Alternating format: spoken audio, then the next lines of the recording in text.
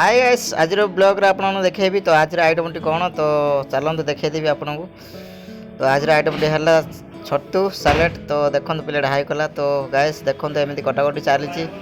तो देखेदेवी प्रथम टमाटो ये लंका आ ये पियाज। तो यहाँ सालाड पे कटा चली। तो एमती एपटे काकुड़ी कटा हो। सो गाइस एमती कटाकटी चली देखु आज आइटम गाइस एमती कटाकटी चलती। तो सेपटे पियाज भी कटा चलती। तो चलते देखिए आपन पियाज कटा केमी हो। तो राइस कटा हो सालाड पाए। तो एमती पियाज काटुंट। तो ये पिलाटी काकुड़ी गाइस तो छतु पलि आसी। तो आम बर्तमान छतु काटू देखो एमती छतु कटा जाए। तो समस्त बस छतु काटुं पिलाटी देखे दे छतु ए भाई हाई कला।